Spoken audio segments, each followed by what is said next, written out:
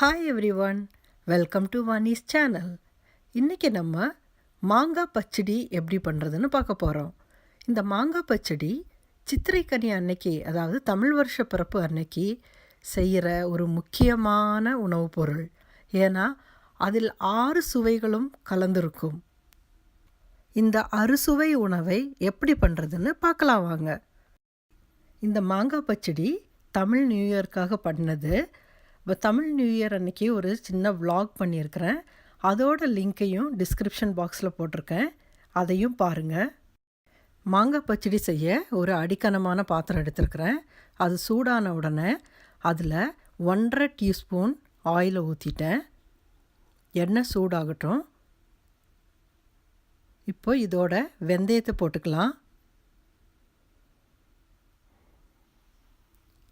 அடுத்ததாக 1 டீஸ்பூன் கடுகு,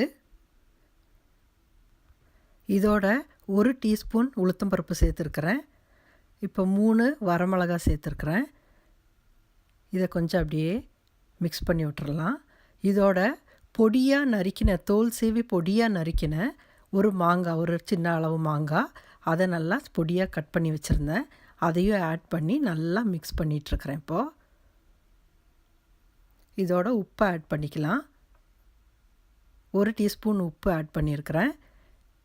இப்போ இதையும் நல்லா கலந்து விட்டுறலாம். நல்லா வதக்கி விடணும். இதோட கொஞ்சமாக கருவேப்பிலை ஆட் பண்ணியிருக்கிறேன்.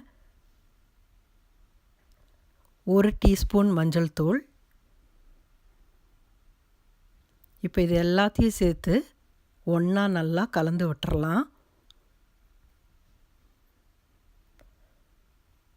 இப்போ இதோட ஒரு 1/4 கப் தண்ணியை விட்டு அதை பாத்திரத்தை மூடி வச்சிடலாம். கொஞ்ச நேரம் வேகட்டும். இப்போ பாருங்கள், நல்லா வெந்துருச்சு. இதை நல்லா கலந்து விட்டுட்டு இதோட 1/4 கப் துருவின வெல்லம், சுத்தமான வெல்லம், அதனால் அப்படியே போடுறேன். இதையும் போட்டு நல்லா மிக்ஸ் பண்ணி விட்டுறலாம்.